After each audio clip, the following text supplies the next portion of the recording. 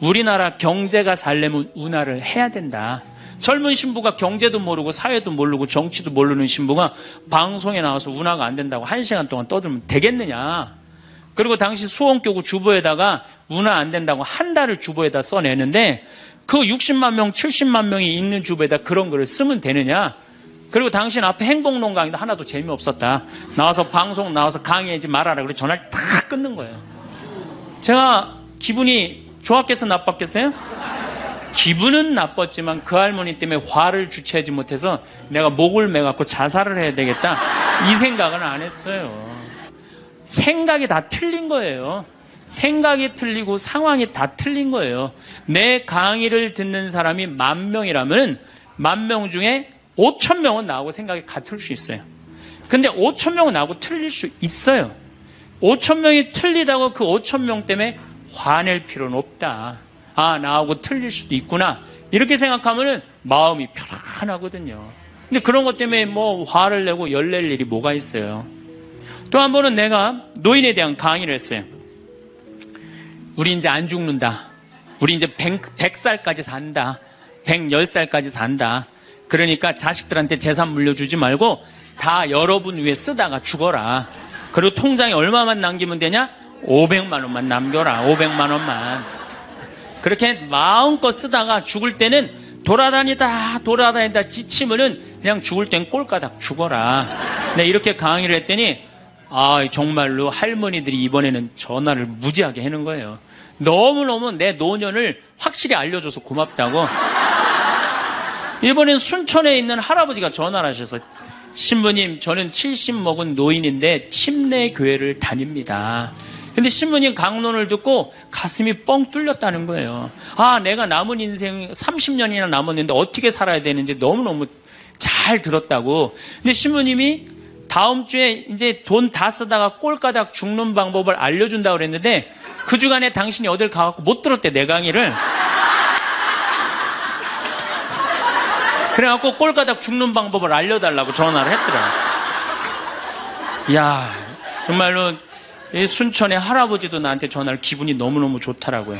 근데 하느님은 참 짓궂게도 그 전화 끊자마자 이번에는 저 부산에서 전화가 왔어요. 황창현 신부를 바꾸라고. 전화를 딱 받았더니 당신이 황창현 신부냐고. 내가 황창현 신부라. 당신 요즘 왜 그런 강의를 방송에서 나와서 해서 집안을 평지 풍파를 일으키는 거야. 그러니까 내 강의를 듣고 시어머니일 거예요. 시어머니가 내 강의를 듣고 며느리를 불러서 한 소리 한 거지. 나 안 죽는데더라. 너 나 위에서 쓰다가 나 통장에 500만 원만 남길 테니까 나한테 유산 받을 생각 꿈도 꾸지 말아라. 그렇게 이제 얘기를 한 거야. 그러니까 그냥 열받으니까 나한테 전화를 한 거죠. 그런 강의 하지 말라고. 그리고 그 자매는 한마디 더 하더라고요. 당신 강의하는 거 재수 없다고 그래서 전화를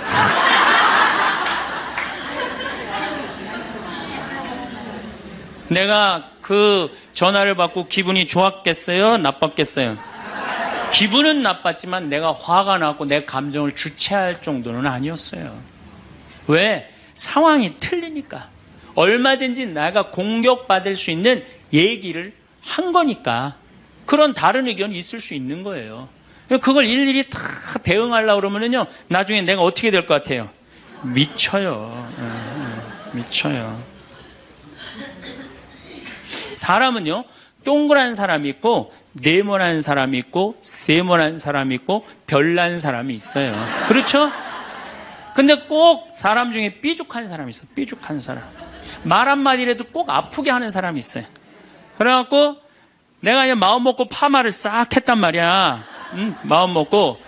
그래갖고 이 동그란 사람이 파마를 딱 했는데 삐죽한 놈이 딱 와서 한마디 합니다. 파마를 왜 그렇게 했어? 얼굴이 떡판 같아 보이잖아. 그럼 이 동그란 사람 피가 뚝뚝 떨어져요, 안 떨어져요? 뚝뚝 떨어지는데 동그란 사람 특징은 뭐냐? 남한테 싫은 소리 하면 안 되는 줄 알고 있는 거예요. 그러니까 동그란 사람이 그렇게 내 가슴에 피가 떨어지면 한마디 해줘야 될 거 아니에요.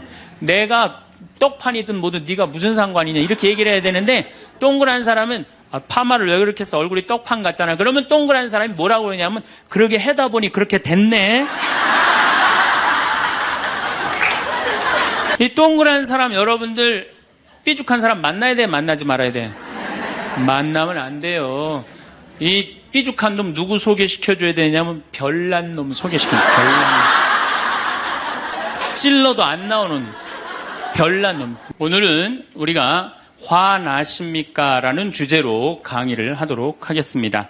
만약에 우리가 인생 살아가면서 이 화만 안 내도 우리 인생이 굉장히 평탄할 것 같아요. 근데 가끔 잘 참다가도 그냥 갑자기 한번 화가 나면은 막 모든 게 막 뒤죽박죽 되시지 않으세요? 저는 이 한국 사회를 보면은 화로 꽉 찬 것 같아. 며칠 전에 그 지하철 2호선에서 할머니 한 분이 손자 같은 그 딸을, 손녀 같은 아이를 머리채를 막 힘도 얼마나 좋으신지 그냥 막 하는 모습을 보면서 정말 우리나라에 화가 꽉 차 있구나. 우리 인생을 살아가면서 분노를 억제하지 못하고 돌이킬 수 없는 잘못을 저지를 때가 참 많아요. 홧김에 어떨 때는 부모도 죽여요. 홧김에 남편도 죽이고 홧김에 아내도 죽이고. 그래서 이 화를 잘 다스린다는 게 굉장히 중요한 것 같아요. 그럼 여러분 언제 화가 나요? 화가 나는 건 언제 화가 나냐면 무시당할 때. 남편이 시댁 식구들 앞에서 아니면 성당 모임에서 우리 마누라는 할 줄 아는 게 아무것도 없다. 얼굴이 잘생겼나, 음식을 잘하나, 성격이 좋으나 마음에 드는 게 하나 없다고 정말로 남편이 구박하면은 정말로 속에서 부글부글 끓죠. 예, 내가 누구한테, 남편뿐만 아니라 다른 사람한테 내가 무시당할 때 우리는 화가 나요. 여기서 분노가 끌어올리죠. 또 남편들은 또 언제 화가 나요? 이 세상에서 아내한테 구박받을처럼 화날 때가 없는 거예요. 당신 월급이 얼마냐? 우리 뭐 먹고 사냐? 누구 남편은 마누라 밍크코트 해줬대더라. 막 이러면은 남편도 막 홧김에 눈이 확 돌아가는 거죠. 여러분들도 남편, 아내 말고 또 누구한테 화날 때, 누구한테 무시당할 때 화가 나느냐면은 자식한테 무시당할 때 화나는 거예요. 더욱이 기가 막힌 거는 5살, 6살짜리한테 무시당하면요, 막 끌어올라요. 여러분들, 5살, 6살짜리가 막 엄마 말 안 듣고 살살 거짓말 시키면은 화나요, 안 나요? 뻔히 이놈이 거짓말 하는 거 아는데도 살살 거짓말 시키면은 엄마는 막 화가 나요. 그래갖고 엄마가 막 자백하라고 그러죠. 너 이게 거짓말 아니냐고. 그럼 애는 끝까지 감춰요. 그럼 엄마는 그거 감추는 게 화가 나갖고 애를 막 두들겨 패죠. 근데 사실은 여러분들 그 아이들한테 화나는 거는 애가 문제가 있어서 여러분들 마음 안에 화가 꽉 차 있어서 그래요. 아니 그 5살, 6살짜리가 거짓말하면 얼마나 하겠어요. 그리고 자기가 잘못하면은 거짓말하는 건 인간의 본능이에요.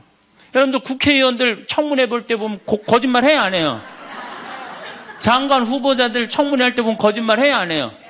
아니 그렇게 대단한 자리에 올라간 사람도 거짓말하는데 5살, 6살짜리가 거짓말한다고 그게 화가 나갖고 두들겨 패고 그러면 안 되죠. 그리고 뻔히 얘가 거짓말하는 거 알면서도 확인한다고 계속 자백해라, 진실을 말해라. 내가 보니까 거짓말하는 애가 나쁜 게 아니라 그렇게 몰아채는 엄마가 훨씬 나쁜 거예요. 그래갖고 마음 안에 뭐가 있느냐면은 너 한 번만 걸리기만 해봐라. 내가 가만히 두나 봐라. 그래갖고 한 번 걸리면은 한 번만 걸리기만 해봐라라고 95%의 엄마가 별론데요, 자식들한테. 그리고 걸리면은 두들겨 패는 엄마가 한 50%가 두들겨 팬대요. 어렸을 때 자식들한테. 이게 문제죠. 예. 또 누구 때문에 화가 나요, 여러분들? 죽지도 않는 시어머니 때문에 열받잖아요. 그냥 막 100살이 됐는데도 그냥 안 죽고 그냥 건강하고 배고프다고 그러고 밥 내놓으라고 그러고. 또 우리 또 할머니들은 누구 때문에 화나요? 내 마음 몰라주는 며느리 때문에. 그러니까 사실은 화는 어디서 가장 많이 나느냐면 가정 안에서 가장 많이 나는 것 같아요. 다른 데보다는 가정 안에서 자식 때문에, 남편 때문에, 부모 때문에, 아니면 며느리 때문에 화가 나는 거죠. 화는 날 때 보면 작은 일로 시작해서 크게 터집니다. 되게 아무것도 아닌 일로 화를 내기 시작해서 나중에 크게 터져. 그 화나는 걸 보면은 다이너마이트 이렇게 타들어가는 거 보시죠? 도화선. 싹 타들어가다가 마지막에 터질 때는 어때요? 산도 무너뜨리고 막 굴도 막 만들어내고 그러잖아요. 그러니까 우리가 화가 날 때는 그 다이너마이트 도화선에서 살살살살 탈 때 그때 꺼야 돼. 그게 끝에 가갖고 이게 터질 때까지 나를 볶고 기다리고 있으면 나중에 큰일 납니다. 여러분들 처음에 집에서 불이 났을 때, 조그만 불이 났을 때 빨리 끄면은 그 다음에는 번지지도 않죠. 근데 끄지 않고 그냥 막 계속 놔두면은 나중에 불이 커지면 그때는 끄고 싶어도 꺼요, 못 꺼요? 못 끄는 거예요. 그러니까 화라는 거는 잘 빨리 다스리는 훈련이 필요한 거예요. 내가 김치찌개 저녁에 요즘 배춧값이 너무 뛰었다고 그래서 딴 데 이 배춧값 신경 쓰느냐고 김치찌개를 좀 짜게 끓였어. 남편이 딱 한 숟갈 먹어보니 이놈의 마누라 맨날 끓이는 김치찌개 하나 제대로 못 끓이느냐고. 그럼 부인이 여보 미안해 요즘 배추 한 포기에 15,000원이래. 그래서 내가 어떻게 올 겨울에 김장을 할까 그걸 고민하다가 간 보는 걸 깜빡했어. 그러니까 오늘은 다른 반찬하고 먹으면 다른 날은 내가 맛있게 해줄게. 이렇게 말하는 마누라는 한 명도 없어요. 당신이나 외식 시켜줘 봤어? 아니 김치찌개가 짠 날도 있고 응? 맛있는 날도 있죠. 어떻게 맨날 당신 입에 딱딱 맞춰서 끓여주느냐고. 그럼 남편이 외식도 못 시켜주고 그래서 좀 미안해갖고 다른 반찬하고 먹으면 다행인데 남편 절대 안 지죠. 너는 맨날 집에서 텔레비전만 보고 해는 일이 뭐 있느냐고. 집안 청소를 제대로 하느냐, 반찬을 맛있게 하느냐. 그러면은 부인이 당신이 나 옷 하나 제대로 안 사주고 그래서 나 텔레비전에서 그거 내 아이 쇼핑 하는 거다. 그럼 또 남편이 넌 시집 올 때 해갖고 온 게 뭐가 있는데. 이러면은 점점 김치찌개로 시작해서 부부 능력 시집 올 때까지, 그리고 이제 나중에는 이렇게 사느니 너 죽고 나 죽자. 그래갖고 여러분들 뉴스 보도를 보면요, 자세히 보면요, 이런 뉴스가 굉장히 많이 나요. 아파트 15층에 느닷없이 14층에서 불이 나요. 그래갖고 소방관들이 와서 불을 끄고 주위 사람들 증언을 들어보면은 밤새 고함 소리가 오고 가고 난 뒤 불길이 치솟았다. 그러니까 이 홧김에 이렇게 사느니 너 죽고 나 죽자. 그래서 이불 방 한가운데다 갖다 놓고 석유 뿌리고 그리고 불 지르는 게 방화의 14%래요. 홧김에 지르는 불이 14%래요. 그 다음에 이 화라는 단어를 보면 불화자야. 여러분들 화가 나면 막 불이 나는 거야, 속에서. 이거를 다스리지 못하고 이거를 끄지 못하면은 우리가 점점 크게. 근데 화는 내면 낼수록 문제가 해결될까요? 문제가 꼬일까요? 화는 내면 낼수록 문제가 꼬여요. 제가 20년 전에 제가 알던 분 시동생이야. 근데 이 양반이 굉장히 다혈질이었어요. 성탄절 전날 불법 유턴을 하다가 걸렸어요. 걸려갖고 정경이 딱 잡아갖고 불법 유턴했습니다. 벌점 15점에 벌금 7만 원입니다. 나는 안 했다. 내가 분명히 봤습니다. 이놈의 새끼 안 했다는데 왜 자꾸 그러느냐? 너 경찰서장이 누구냐? 누굽니다. 그래 마침 친구였나 봐요. 내 친구인데 너 가만히 안 놔두겠다고 귀싸대기를 때렸어요. 정경 귀싸대기를. 그랬더니 정경이 가만히 있어요. 공무집행방해로 철창에 집어넣어버렸어요. 그래서 거기서 길길이 뛰다가 그 자리에서 뇌출혈로 죽었어요. 불법 유턴한 거 하나 때문에. 근데 우리는 그런 일들 참 많아. 옛날에도 공중전화 오래 한다고 그런 사건도 있었죠. 그냥 아무것도 아닌데 그냥 조금만 한 번만 내가 이 고개를 숙이면 되는데. 저도 강의 다니느냐고 멀리 강의 갈 때 시간은 다가오고 차는 막히고 그러면 제가 불법 유턴도 많이 하고 빨간불일 때 건너도 많이 가요. 정말로. 왜냐하면 나를 기다리는 분이 보통 500명, 1000명인 경우가 많잖아요. 서울 올 때가 제일 그럴 때가 많아요. 딱 걸리면은 저는 딱 문 내리고 로만 칼라 딱 보여주면서 제가 뭐라고 그러냐면 정말 미안하다. 내가 불법 유턴한 거, 내가 신호 어긴 거 인정한다. 그렇지만 내가 강의가 있어서 그러니까 좀 봐줘라. 그런 경찰들이 대부분은요, 침 뱉은 거, 안전벨트 안 한 거, 벌점 없는 걸로 끊어주지 굳이 그거 벌점 매기면서 끊어주는 경찰 없어요. 인생 살아가면서 고개를 한 번만 숙이면은 문제가 해결될 때가 너무 많아요. 근데 그 한 번을 숙이는 게 우리가 안 될 때가 참 많아요. 가끔 잘 하다가도 어느 날 안 숙여지는 날이 있죠. 그거를 숙이는 것을 훈련이 된 사람이 성숙한 사람이에요. 그 사람이 정말로 어디다 내놔도 그 사람 문제 없이 살 사람이에요. 화날 때마다 그냥 막 집어 던지고 막 그러는 사람 주위에 친구 하나도 없어지죠. 또 우리가 언제 화가 나요? 식구 가운데 자기만 손해보고 희생한다고 생각할 때 화나요? 안 나요? 오빠는 대학 보내고 나는 고등학교밖에 안 보냈어. 그럼 부모님한테 막 화가 나요? 안 나요? 나죠?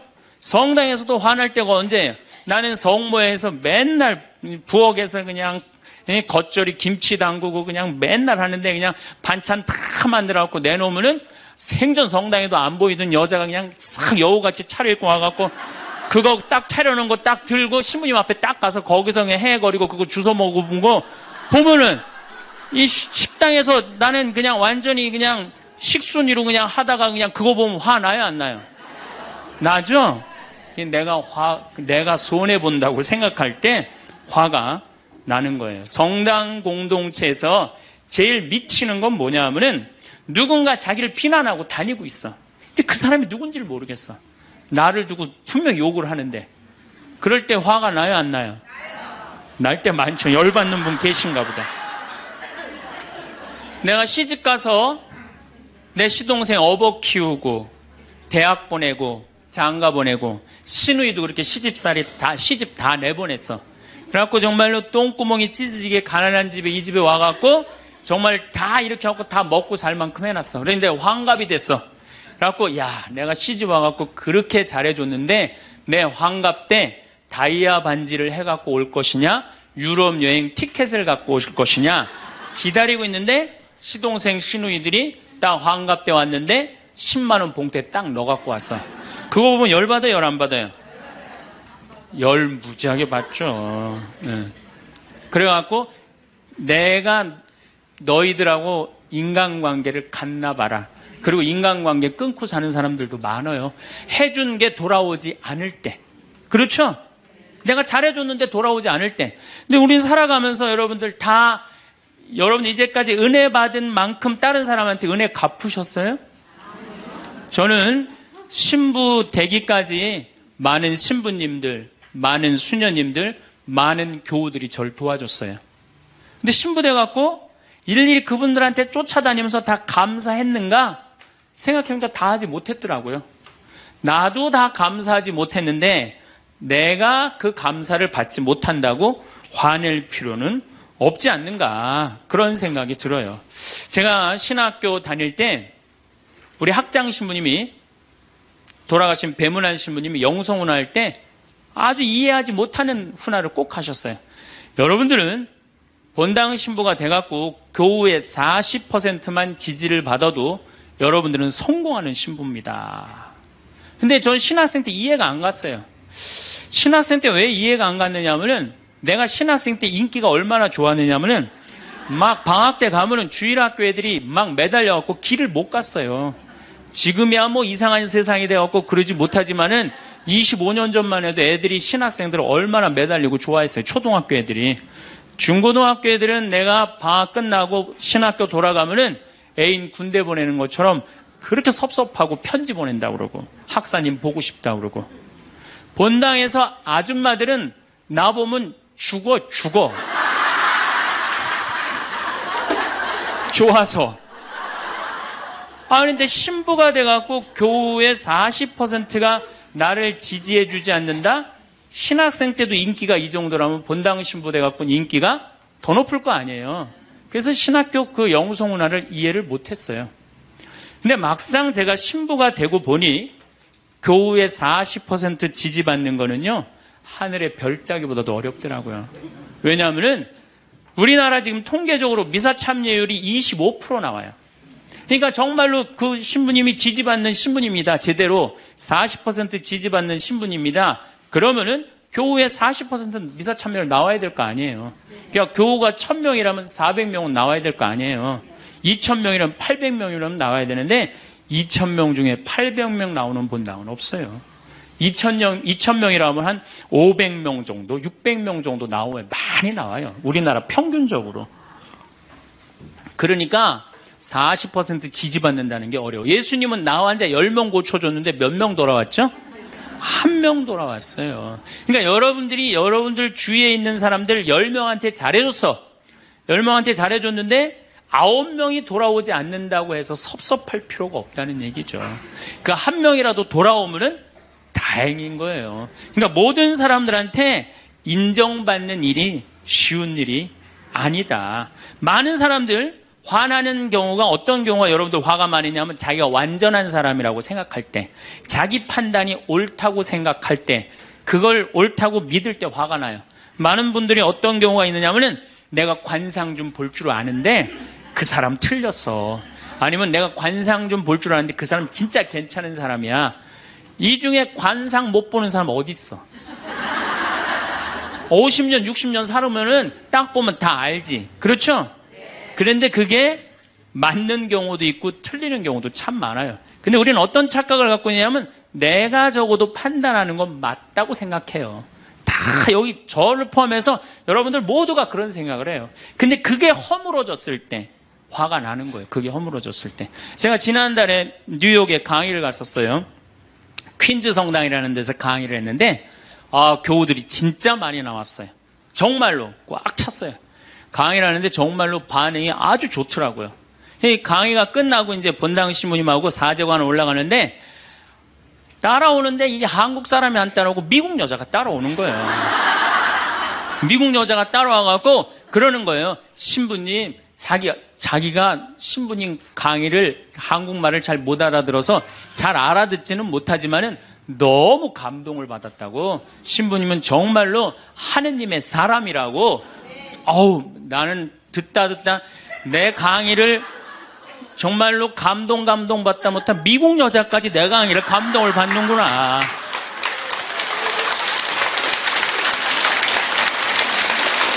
그래갖고 기분이 너무 좋아갖고 이제 그 여자하고 얘기를 하고 있는데 본당 신부님이 자꾸 나를 끄는 거예요. 사정안에 빨리 가자고.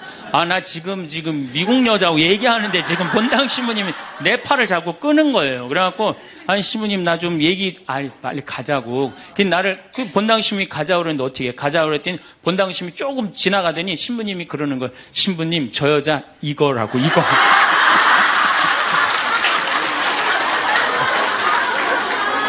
한국에서 강의만 오면은 강의 오는 신부님한테 쫓아다니면서 저런다고.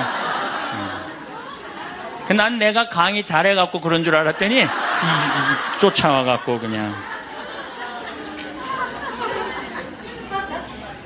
내가 성당 봉사한다고 해서 모두가 나를 알아봐 줄 거라고 착각해서는 안 됩니다.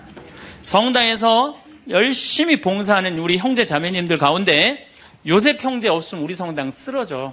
마리아 자매님 없으면 우리 성모에 없어져.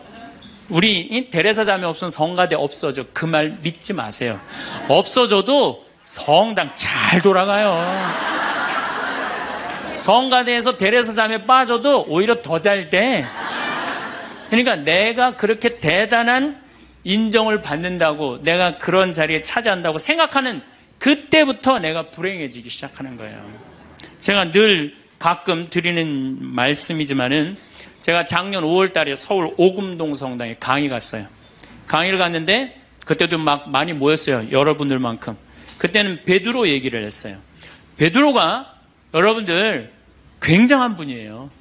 만약에 예수님한테 베드로가 없었다면 예수님이 없을 정도로 베드로는 예수님한테 절대적인 존재였어요. 막 그런 얘기를 막 하고 막 그러는데 교우들이 반응이 대단히 좋았어요. 그래갖고 이제 1강의가 끝나고 쉬는 시간이 됐는데 22년생 할머니야. 머리가 하얀 할머니가 자기가 돌아가신 추기영 형님하고 동갑이라는 거예요. 근데 추기영 형님이 항상 자기하고 친한데 동창이라고 그랬다는 거예요. 추기영 형님, 김수환 추기영 형님이. 근데 자기는 그때 할머니가 88살 정도 됐던 걸로 기억이 나요. 88년 동안 살면서 이렇게 훌륭한 신부님 강의 처음 들었다는 거예요. 이야. 내가 정말로 인기가 많은가 보다. 그래갖고 할머니가 신부님 손을 한 번만 잡으면 죽어도 여한이 없다는 거예요. 이제 이 나이에. 그래서 아유, 할머니 감사합니다. 그리고 할머니 손을 잡았는데 이 할머니 하시는 말씀이 난 오늘 우리 차동엽 신부님 손을 잡아서 죽어도 여한이 없다는 거예요. 차동엽 신부님 손을 잡아서.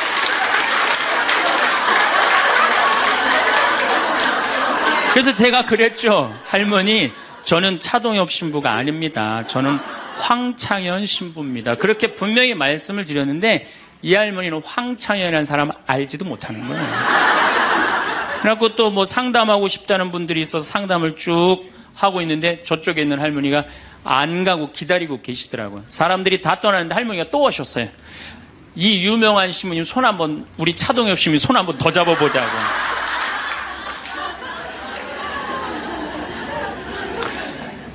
모든 사람들이 나를 인정해주지 않는다 하더라도, 모든 사람들이 나를 알아주지 않는다 하더라도 실망하실 필요 없어요. 그리고 우리가 인생 살아가면서 모든 사람이 나를 인정해주는 일은 없어요. 그러니까 여러분들 가운데 모든 사람이 나를 좋아해. 이분은 사실은 나중에 불행의 씨를 갖고 있는 분이에요. 화의 씨를 갖고 있는 분이에요. 10명 중에 몇 명만 나를 좋아해도 성공해? 4명만 좋아해도 성공한 거예요. 아니, 10명 중에 1명만 나를 믿어줘도 여러분들은 실패한 인생이 아니에요. 9명은 나를 인정하지 않을 수도 있어요. 근데 가끔 나는 우리나라 연예인들을 보면 안타까워요. 연예인들 막 인기가 좋잖아요. 인기가 좋은데 막 따라다니잖아요. 막 따라다니는데 그 연예인들 따라다니는 사람들을 보면은 많이 따라다녀 500명, 1000명이야. 그러면은 국민의 5천만 명의 국민 중에 1000명 따라다니는데 그 1000명 속에서 자기가 인기가 완전히 있는 줄 아는 거예요. 완전히 그 1000명 속에서 파묻혀갖고 4999만 9천명은 그 사람이 누군지도 모를 수 있어요. 그렇지 않아요? 여러분들 요즘 연예인들 막 때로 나와갖고 뛰어다니고 막 춤추는 거 보면 구분돼요, 안 돼요? 난 아무리 알아보려고 그래도 나도 이제 늙어가기 시작하니까 이게 누가 누군지 모르겠더라고요. 나하고 그 사람들하고 아무 상관없어. 그러나 연예인들은 그런 생각을 안 해요. 자기가 모든 사람들한테 인기가 있다고 착각을 해요. 그런데 갑자기 댓글에 그게 노래냐, 그게 춤이냐, 그게 연기냐, 이런 악성 댓글이 올라오면 그때부터 미치는 거예요. 그래갖고 그 악성 댓글을 올려봤자 내가 보기에는 정신 나간 사람이 올리거나 아니면은 자기 마음에 안 드는 사람 올리는데 많이 올려야 50명, 100명도 안 올릴 거예요.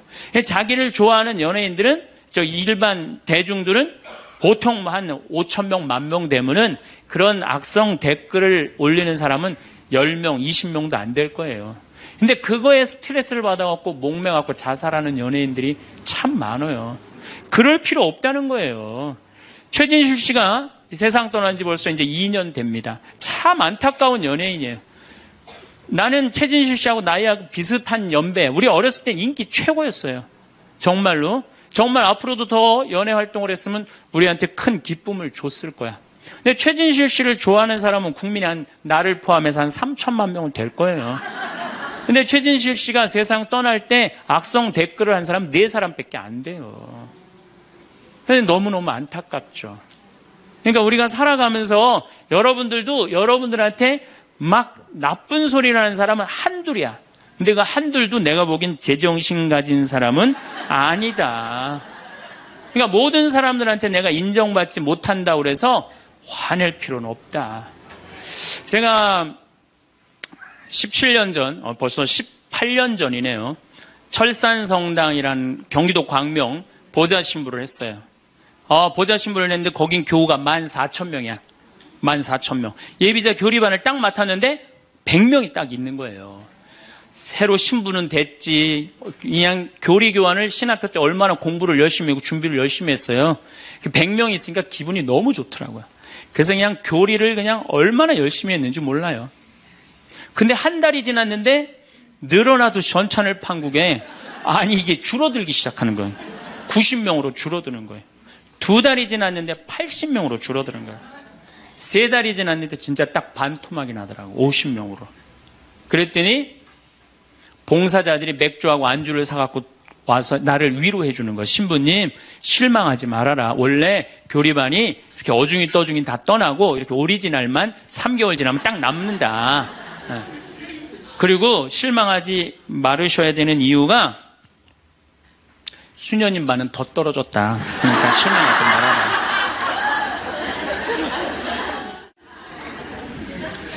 그때 제가 뭐라고 그랬냐면, 여러분들은 요한복음 6장도 읽어보지 않았느냐. 요한복음의 6장에 무슨 얘기가 나오는, 예수님이 5,000명 먹인 기적 얘기가 나와요. 근데 요한복음 4장에 보면 예수님이 죽어가는 고간의 아들을 살려요. 그냥 예수님 활동하자마자 첫 기적은, 요한복음에서 첫 기적은 가나에 술 많게 하는 기적이고, 두 번째 기적이 뭐냐면은 죽어가는 고간의 아들을 살리는 거예요. 그건 죽어가는 고간의 아들을 여러분들 본당 신부가 새로 발령받아 와서 내 아들이 암으로 막 죽어가. 내 신부님이 가정방문 와갖고 내가 안수기도 한번 해볼게. 그래갖고 안수기도를 해줬는데 암으로 막 죽어가려고 그러는 아들이 살아났어. 그럼 그 신부님 인기가 본당에서 어떨 것 같아요? 성당 안 나오던 교우들도 그 신부님 구경하러 다 나올 거, 미사 참례. 예수님 엄청나게 따라다녔어요. 그런데 요한복음 5장에 보면 예수님이 38년 동안 벳자다 연못에서 누워있던 사람을 지나가다가 측은한 마음이 들어서 일으켜 세워요. 근데 신부님, 우리 시어머니는 중풍으로 38년 동안 누워있었다고? 그럼 내가 또 한번 안수기도 해볼게. 가서 안수기도 했는데 시어머니가 38년 만에 일어났어. 그럼 본당 신부님 인기는 하늘을 찌르는 게 아니라 하늘을 뚫고 올라갈 거예요. 그 정도로 예수님 인기가 그렇게 좋았어요. 그래갖고 이 사람들이 예루살렘에서 예수님이 그런 기적을 하셨는데, 예수님을 갈릴레아 호수까지 몇 명이 따라가느냐 하면 5,000명이 따라갑니다. 자기네들 스스로 제자라고 그러면서 5,000명이 따라가요. 5,000명이 따라가는데 보니까 3일 동안 이 사람이 밥을 못 먹어. 그러니까 예수님이 빵 5개, 물고기 2마리로 5,000명을 먹여요. 그러니까 당시 유대인들이 뭐라고 그러냐면, 우리가 드디어 기다리던 왕이 왔다. 왕으로 억지로라도 모시자. 그래요. 그러니까 예수님이 딱 사라졌다가 저녁에 딱 나타나는데, 갈릴레아 호수에 나타나는데 성서에 25에서 30 스타디온 정도 배가 떨어져 있었다고 그랬어요. 그럼 완 스타디온은 얼마냐? 한 200m 정도를 완 스타디온, 한 스타디온이라고. 여러분들 스타디온이 어디서 온 말이에요? 스타디움이라는, 스타디움 한 바퀴를 돌고 있습니다. 그러잖아요. 그 스타디움이 성서에서 나오는 스타디온에서 나온 얘기예요. 그러니까 한 스타디온은 한 200m 정도 되는 거예요. 그걸 30 스타디온을 걸었다면은 얼마를 걸은 거냐면은 6km를 걸은 거, 무리를 쫙. 미치는 거죠. 사람이 무리를 걸은 거를 보면 미치지 않아요? 만약 여러분들 내가 강의한다고 저 뒤에서 걸어서 안 들어오고 공중부양으로 떠서 쫙 들어온다고 생각을 해봐. 강의할 필요 있어요, 없어요? 잠깐 떴다가 그냥 쫙 나가면 그걸로 끝이지. 그러니까 당시의 유대인들은 예수님한테 완전히 반한 거예요. 근데 다음날 예수님이 이상한 말을 해요. 참으로 확 끼얹어요. 내가 진실로 진실로 너희에게 말한다. 너희가 사람의 아들의 살을 먹지 않고 그의 피를 마시지 않으면 너희는 생명을 얻지 못한다. 그러나 내 살을 먹고 내 피를 마시는 사람은 영원한 생명을 얻고 나도 마지막 날에 그를 다시 살릴 것이다. 내 살은 참된 양식이고 내 피는 참된 음료다. 군중들이 눈이 동그래요. 여러분들은 살 먹고 피 먹는 얘기 하도 많이 들어서 안 이상하죠?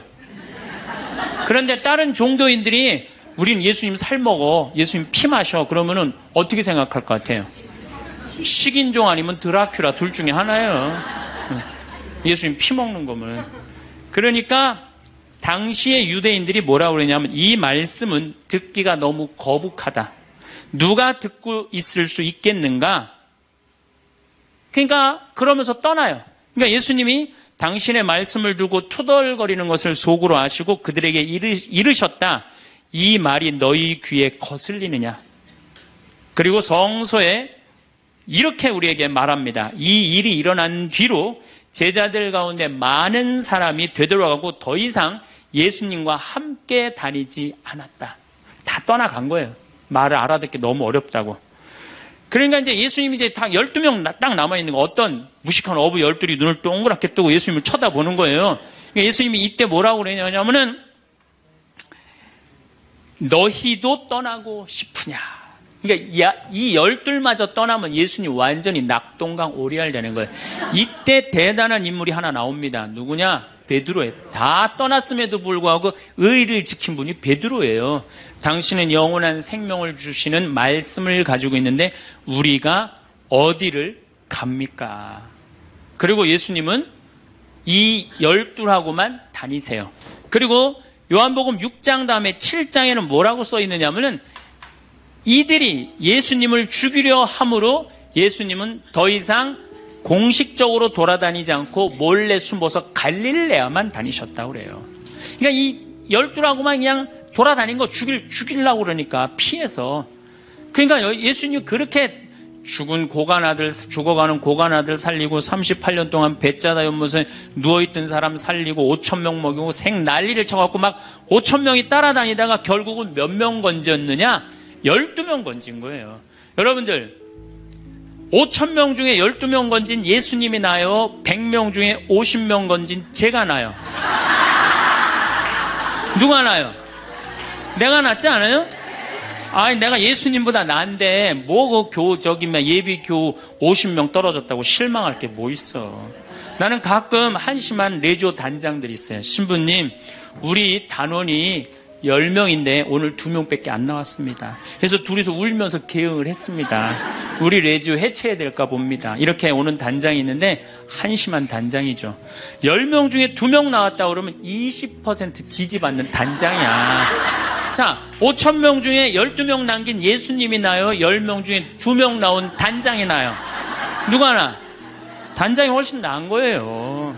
또 요즘 우리나라 구역 반모임 활성화를 위해서 굉장히 많이 노력하죠. 근데 많은 경우 반장님들, 구역장님들이 실망해요. 우리 구역이 10세대인데 3세대밖에 안 나온다. 4세대밖에 안 나온다. 이렇게 실망하는 분들이 굉장히 많아요. 그러면은 10세대 중에 3세대나 4세대 나오면은 이건 본당 신부보다 난 사람이에요. 예수님보다는 뭐 더 난 사람이고 실망할 필요가 뭐가 있어. 예수님 뭐라고 그러냐면 너희 중에 단 두세 사람만 모여도 내가 그곳에 함께 있겠다. 그러면 됐지 뭐 이렇게 욕심이 많아요. 그러니까 여러분들 모든 사람들한테 인정받는 건 쉬운 일이 아니고 인정받으려고 할 때 우리 인생이 피곤해지고 화가 난다 이거예요. 여러분들 요즘 나는 가끔 텔레비전 보면서 총리들도 대통령도 막 신발 막 던지고 막 결함 막 던지고 그러잖아요. 대통령한테도. 우리가 남이 나한테 평가하는 게 전부는 아닙니다. 자기 소신, 자기 확신, 자기 멋이 있으면은요 누가 뭐라 그래도 별로 거기에 흔들리지 않아요. 근데 그냥 남들 말에 막 귀 기울이고 그냥 거기에 신경 쓰는 사람은 조금만 뭐가 있어도 화를 내고 자기를 주체하지 못하는 거예요. 루카복음 9장 51절을 보면 예수님이 사마리아를 통해 예루살렘으로 올라가려고 할 때 사마리아 사람들이 예루살렘에 간다는 이유로 예수님을 거부해요. 들어가지 못하게 동네를. 그 동네로 지나가면 지름길로 갈 수 있는데 그러니까 야고보하고 요한이 열받아갖고 뭐라 그러냐면 하늘에서 불을 내려다가 살러버릴까요? 얼마나 열받았으면은 하늘에서 불을 내려다가 살러버릴까요? 그래요. 근데 예수님은 이 둘을 꾸짖고 돌아가세요. 아, 예수님도 돌아가는데 우리가 화가 난다고 그냥 열 지르는 사람마다 전부 다 정면 돌파할 필요는 뭐가 있어요?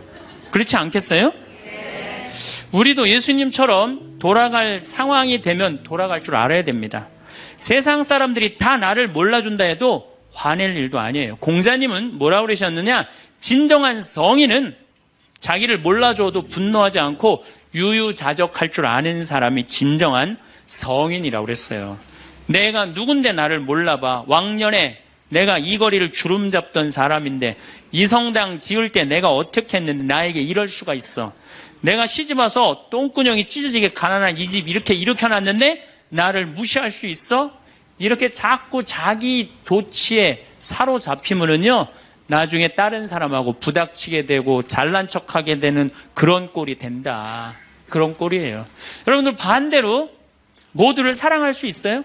내가 모든 사람들한테 사랑받을 수도 없지만은 반대로 사랑할 수 있느냐?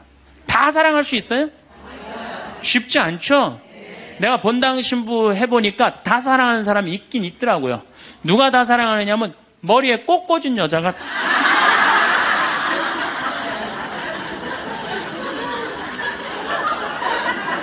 이게 모두를 사랑한다는 게 쉬운 게 아니에요. 근데 우리는 뭐에 지금 쇠뇌가 되어 있느냐면 성당에 나오면 어떻게 해야 된다고 생각해요? 모두를 사랑해야 된다고 생각하지 않아요? 나를 괴롭히는 사람, 나를 미워하는 사람, 나한테 힘들게 하는 사람 다 사랑해야 된다고 생각해요? 그렇게 생각하잖아요. 그리고 은연중에 그런 교육을 받았어요. 은연중에. 근데 성서에 모두를 사랑하라는 구절은 없어요. 서로 사랑하라고 그랬지 모두를 사랑하라고 하는 구절은 없어요.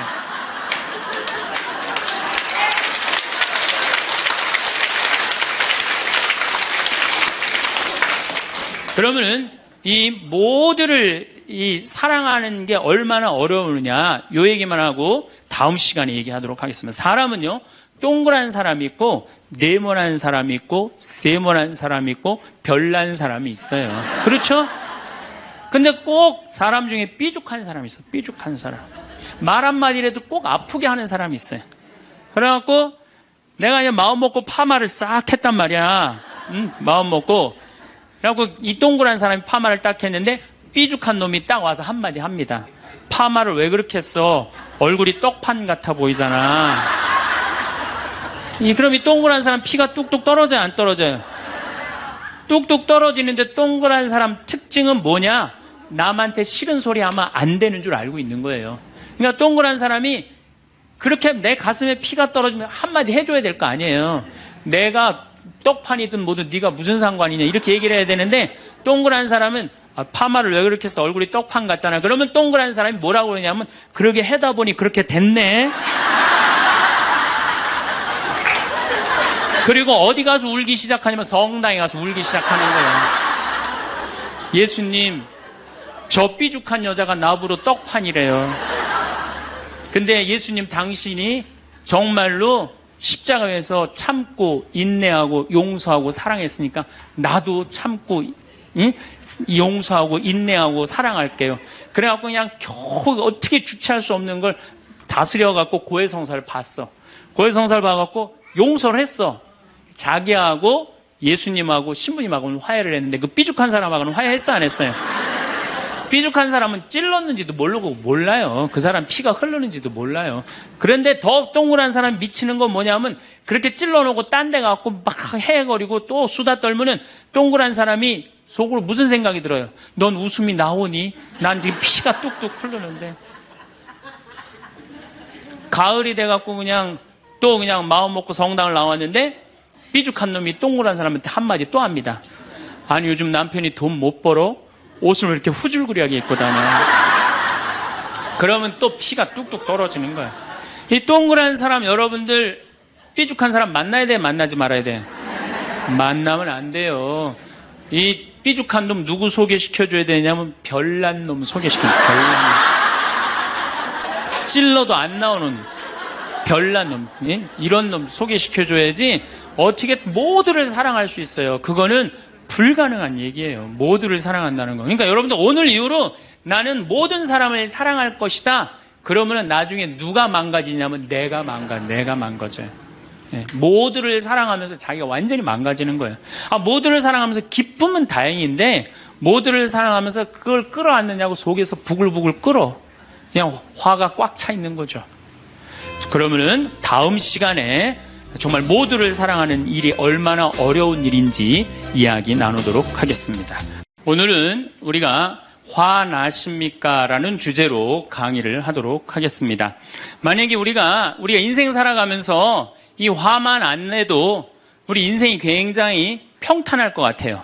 근데 가끔 잘 참다가도 그냥 갑자기 한번 화가 나면은 막 모든 게 막 뒤죽박죽 되시지 않으세요? 저는 이 한국 사회를 보면은 화로 꽉 찬 것 같아.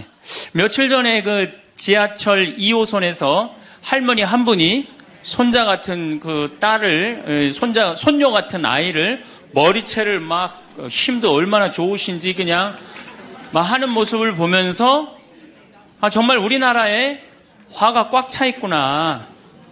우리 인생을 살아가면서 분노를 억제하지 못하고 돌이킬 수 없는 잘못을 저지를 때가 참 많아요.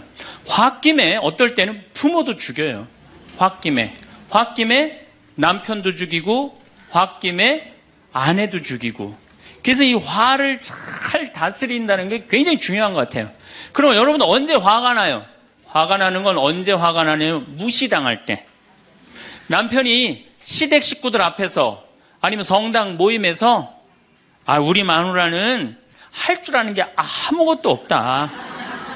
얼굴이 잘생겼나, 음식을 잘하나, 성격이 좋으나 마음에 드는 게 하나 없다고 정말로 남편이 구박하면은 정말로 속에서 부글부글 끓죠. 예, 내가 누구한테, 남편뿐만 아니라 다른 사람한테 내가 무시당할 때 우리는 화가 나요. 여기서 분노가 끌어올리죠. 또 남편들은 또 언제 화가 나요? 이 세상에서 아내한테 구박받을처럼 화날 때가 없는 거예요. 당신 월급이 얼마냐? 우리 뭐 먹고 사냐? 누구 남편은 마누라 밍크코트 해줬대더라. 막 이러면은 남편도 막 홧김에 눈이 확 돌아가는 거죠. 여러분들도 남편, 아내 말고 또 누구한테 화날 때, 누구한테 무시당할 때 화가 나느냐면은 자식한테 무시당할 때 화나는 거예요. 더욱이 기가 막힌 거는 5살, 6살짜리한테 무시당하면요, 막 끌어올라요. 여러분들, 5살, 6살짜리가 막 엄마 말 안 듣고 살살 거짓말 시키면 화나요, 안 나요? 뻔히 이놈이 거짓말 하는 거 아는데도 살살 거짓말 시키면 엄마는 막 화가 나요. 그래갖고 엄마가 막 자백하라고 그러죠. 너 이게 거짓말 아니냐고. 그럼 애는 끝까지 감춰요. 그럼 엄마는 그거 감추는 게 화가 나갖고 애를 막 두들겨 패죠. 근데 사실은 여러분들 그 아이들한테 화나는 거는 애가 문제가 있어서 여러분들 마음 안에 화가 꽉 차 있어서 그래요.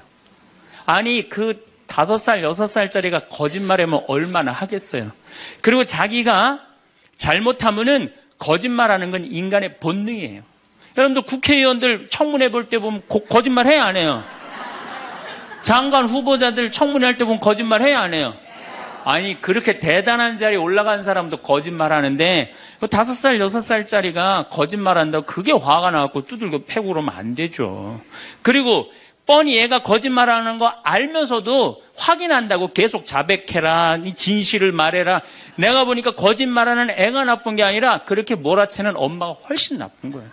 그래갖고 마음 안에 뭐가 있느냐면은 너 한 번만 걸리기만 해봐라. 내가 가만히 두나 봐라. 그래갖고 한 번 걸리면은 한 번만 걸리기만 해봐라라고 95%의 엄마가 별론데요, 자식들한테. 그리고 걸리면은 두들겨 패는 엄마가 한 50%가 두들겨 팬대요. 어렸을 때 자식들한테. 이게 문제죠. 예. 또 누구 때문에 화가 나요, 여러분들? 죽지도 않는 시어머니 때문에 열받잖아요. 그냥 막 90, 100살이 됐는데도 그냥 안 죽고 그냥 건강하고 배고프다고 그러고 밥 내놓으라고 그러고. 또 우리 또 할머니들은 누구 때문에 화나요? 내 마음 몰라주는 며느리 때문에. 그러니까 사실은 화는 어디서 가장 많이 나느냐면 가정 안에서 가장 많이 나는 것 같아요. 다른 데보다는 가정 안에서 자식 때문에, 남편 때문에, 부모 때문에, 아니면 며느리 때문에 화가 나는 거죠. 화는 날 때 보면 작은 일로 시작해서 크게 터집니다. 되게 아무것도 아닌 일로 화를 내기 시작해서 나중에 크게 터져. 그 화나는 걸 보면은 다이너마이트 이렇게 타들어가는 거 보시죠? 도화선 싹 타들어가다가 마지막에 터질 때는 어때요? 산도 무너뜨리고 막 굴도 막 만들어내고 그러잖아요. 그러니까 우리가 화가 날 때는 그 다이너마이트 도화선에서 살살살살 탈 때 그때 꺼야 돼. 그게 끝에 가갖고 이게 터질 때까지 나를 볶고 기다리고 있으면 나중에 큰일 납니다. 여러분들 처음에 집에서 불이 났을 때, 조그만 불이 났을 때 빨리 끄면은 그 다음에는 번지지도 않죠. 근데 그 끄지 않고 그냥 막 계속 놔두면은 나중에 불이 커지면 그땐 끄고 싶어도 꺼요, 못 꺼요? 못 끄는 거예요. 그러니까 화라는 거는 잘 빨리 다스리는 훈련이 필요한 거예요. 내가 김치찌개 저녁에 요즘 배춧값이 너무 뛰었다고 그래서 딴 데 이 배춧값 신경 쓰느냐고 김치찌개를 좀 짜게 끓였어. 남편이 딱 한 숟갈 먹어보니 이놈의 마누라 맨날 끓이는 김치찌개 하나 제대로 못 끓이느냐고. 그럼 부인이 여보 미안해. 요즘 배추 한 포기에 15,000원이래. 그래서 내가 그 어떻게 올 겨울에 김장을 할까? 그걸 고민하다가 간 보는 걸 깜빡했어. 그러니까 오늘은 다른 반찬하고 먹으면 다른 날은 내가 맛있게 해줄게. 이렇게 말하는 마누라는 한 명도 없어요. 당신이나 외식 시켜줘 봤어? 아니 김치찌개가 짠 날도 있고 응? 맛있는 날도 있죠. 어떻게 맨날 당신 입에 딱딱 맞춰서 끓여주느냐고. 그럼 남편이 외식도 못 시켜주고 그래서 좀 미안해갖고 다른 반찬하고 먹으면 다행인데 남편 절대 안 지죠. 너는 맨날 집에서 텔레비전만 보고 해는 일이 뭐 있느냐고. 집안 청소를 제대로 하느냐, 반찬을 맛있게 하느냐. 그러면은 부인이 당신이 나 옷 하나 제대로 안 사주고 그래서 나 텔레비전에서 그거 내 아이 쇼핑 하는 거다. 그럼 또 남편이 넌 시집 올 때 해갖고 온 게 뭐가 있는데. 이러면은 점점 김치찌개로 시작해서 부부 능력 시집 올 때까지, 그리고 이제 나중에는 이렇게 사느니 너 죽고 나 죽자. 그래갖고 여러분들 뉴스 보도를 보면요, 자세히 보면요, 이런 뉴스가 굉장히 많이 나요. 아파트 15층에 느닷없이 14층에서 불이 나요. 그래갖고 소방관들이 와서 불을 끄고 주위 사람들 증언을 들어보면은 밤새 고함 소리가 오고 가고 난 뒤 불길이 치솟았다. 그러니까 이 홧김에 이렇게 사느니 너 죽고 나 죽자. 그래서 이불 방 한가운데다 갖다 놓고 석유 뿌리고 그리고 불 지르는 게 방화의 14%래요. 홧김에 지르는 불이 14%래요. 그 다음에 이 화라는 단어를 보면 불화자야. 여러분들 화가 나면 막 불이 나는 거야, 속에서. 이거를 다스리지 못하고 이거를 끄지 못하면은 우리가 점점 크게. 근데 화는 내면 낼수록 문제가 해결될까요? 문제가 꼬일까요? 화는 내면 낼수록 문제가 꼬여요. 제가 20년 전에 제가 알던 분 시동생이야. 근데 이 양반이 굉장히 다혈질이었어요. 성탄절 전날 불법 유턴을 하다가 걸렸어요. 걸려갖고 정경이 딱 잡아갖고 불법 유턴했습니다. 벌점 15점에 벌금 7만 원입니다. 나는 안 했다. 내가 분명히 봤습니다. 이놈의 새끼 안 했다는데 왜 자꾸 그러느냐? 너 경찰서장이 누구냐? 누굽니다. 그래 마침 친구였나 봐요. 내 친구인데 너 가만히 안 놔두겠다고 귀싸대기를 때렸어요. 정경 귀싸대기를. 그랬더니 정경이 가만히 있어요. 공무집행방해로 철창에 집어넣어버렸어요. 그래서 거기서 길길이 뛰다가 그 자리에서 뇌출혈로 죽었어요. 불법 유턴한 거 하나 때문에. 근데 우리는 그런 일들 참 많아. 옛날에도 공중전화 오래 한다고 그런 사건도 있었죠. 그냥 아무것도 아닌데 그냥 조금만 한 번만 내가 이 고개를 숙이면 되는데. 저도 강의 다니느냐고 멀리 강의 갈 때 시간은 다가오고 차는 막히고 그러면 제가 불법 유턴도 많이 하고 빨간불일 때 건너도 많이 가요. 정말로. 왜냐하면 나를 기다리는 분이 보통 500명, 1000명인 경우가 많잖아요. 서울 올 때가 제일 그럴 때가 많아요. 딱 걸리면은 저는 딱 문 내리고 로만 칼라 딱 보여주면서 제가 뭐라고 그러냐면 정말 미안하다. 내가 불법 유턴한 거, 내가 신호 어긴 거 인정한다. 그렇지만 내가 강의가 있어서 그러니까 좀 잘 좀 봐줘라. 그런 경찰들이 대부분은요, 침 뱉은 거, 안전벨트 안 한 거, 벌점 없는 걸로 끊어주지 굳이 그거 벌점 매기면서 끊어주는 경찰 없어요. 인생 살아가면서 고개를 한 번만 숙이면은 문제가 해결될 때가 너무 많아요. 근데 그 한 번을 숙이는 게 우리가 안 될 때가 참 많아요. 가끔 잘 하다가도 어느 날 안 숙여지는 날이 있죠. 그거를 숙이는 것을 훈련이 된 사람이 성숙한 사람이에요. 그 사람이 정말로 어디다 내놔도 그 사람 문제 없이 살 사람이에요. 화날 때마다 그냥 막 집어 던지고 막 그러는 사람 주위에 친구 하나도 없어지죠. 또 우리가 언제 화가 나요? 식구 가운데 자기만 손해보고 희생한다고 생각할 때 화나요? 안 나요? 오빠는 대학 보내고 나는 고등학교밖에 안 보냈어. 그럼 부모님한테 막 화가 나요? 안 나요? 나죠? 성당에서도 화날 때가 언제예요? 나는 성모에서 맨날 부엌에서 그냥 겉절이 김치 담그고 그냥 맨날 하는데 그냥 반찬 다 만들어갖고 내놓으면은 생전 성당에도 안 보이던 여자가 그냥 싹 여우같이 차려입고 와갖고 그거 딱 차려놓은 거 딱 들고 신부님 앞에 딱 가서 거기서 그냥 헤헤거리고 그거 주워 먹어본 거 보면은 이 식당에서 나는 그냥 완전히 그냥 식순이로 그냥 하다가 그냥 그거 보면 화 나요, 안 나요? 나죠? 내가 손해본다고 생각할 때 화가 나는 거예요. 성당 공동체에서 제일 미치는 건 뭐냐 하면은 누군가 자기를 비난하고 다니고 있어. 근데 그 사람이 누군지를 모르겠어. 나를 두고 분명 욕을 하는데 그럴 때 화가 나요, 안 나요? 날 때 많죠. 열받는 분 계신가 보다.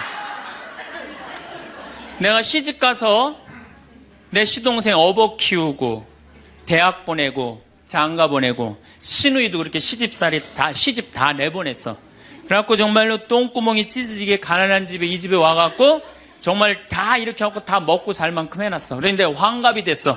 그래갖고 야, 내가 시집 와갖고 그렇게 잘해줬는데 내 환갑 때 다이아 반지를 해갖고 올 것이냐, 유럽 여행 티켓을 갖고 오실 것이냐 기다리고 있는데 시동생 시누이들이 딱 환갑 때 왔는데 10만 원 봉투에 딱 넣어갖고 왔어.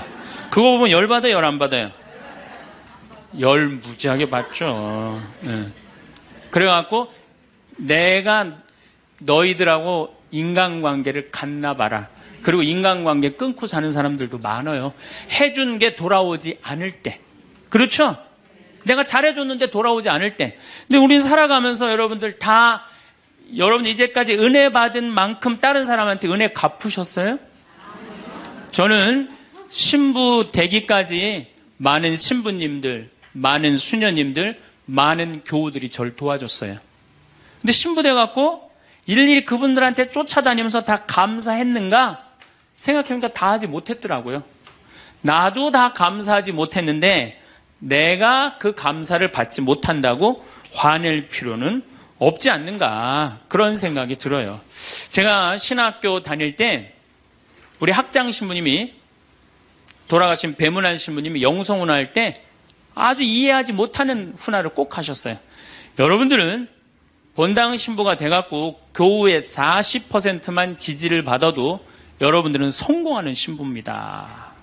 근데 전 신학생 때 이해가 안 갔어요. 신학생 때 왜 이해가 안 갔느냐면은 내가 신학생 때 인기가 얼마나 좋았느냐면은 막 방학 때 가면은 주일학교 애들이 막 매달려갖고 길을 못 갔어요.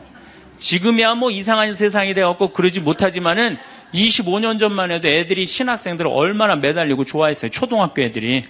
중고등학교 애들은 내가 방학 끝나고 신학교 돌아가면은 애인 군대 보내는 것처럼 그렇게 섭섭하고 편지 보낸다고 그러고 학사님 보고 싶다고 그러고, 본당에서 아줌마들은 나보면 죽어. 좋아서. 그런데 신부가 돼갖고 교우의 40%가 나를 지지해주지 않는다? 신학생 때도 인기가 이 정도라면 본당 신부 돼갖고 인기가 더 높을 거 아니에요. 그래서 신학교 그 영성훈화를 이해를 못했어요. 근데 막상 제가 신부가 되고 보니 교우의 40% 지지받는 거는요, 하늘의 별 따기보다도 어렵더라고요.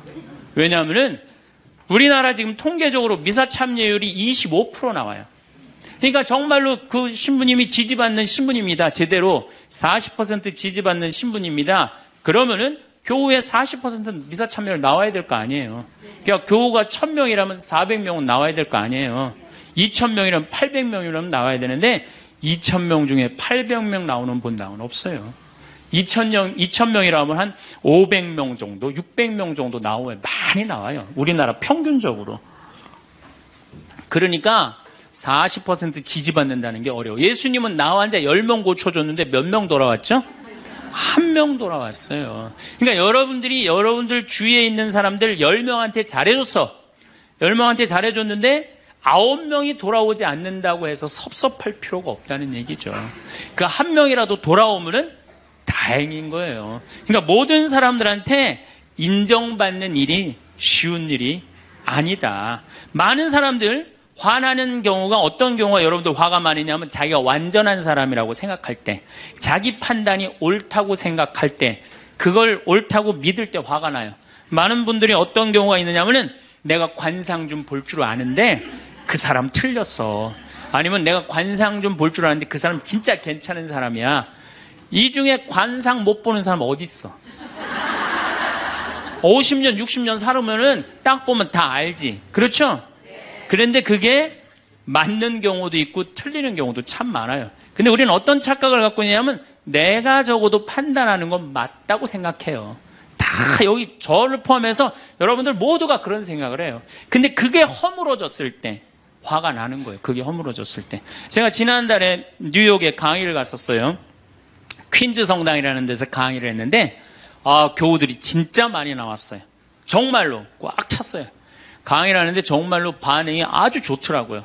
이 강의가 끝나고 이제 본당 신부님하고 사제관을 올라가는데 따라오는데 이게 한국 사람이 안 따라오고 미국 여자가 따라오는 거예요. 미국 여자가 따라와갖고 그러는 거예요. 신부님, 자기가 신부님 강의를 한국말을 잘 못 알아들어서 잘 알아듣지는 못하지만은 너무 감동을 받았다고. 신부님은 정말로 하느님의 사람이라고. 나는 듣다 내 강의를 정말로 감동받다 못한 미국 여자까지 내 강의를 감동을 받는구나.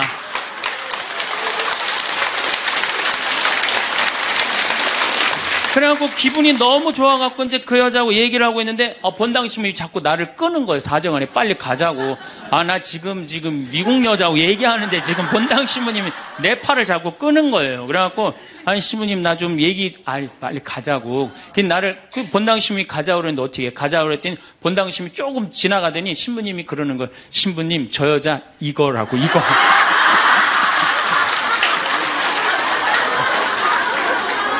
한국에서 강의만 오면은 강의 오는 신부님한테 쫓아다니면서 저런다고. 난 내가 강의 잘해갖고 그런 줄 알았더니 쫓아와갖고 그냥.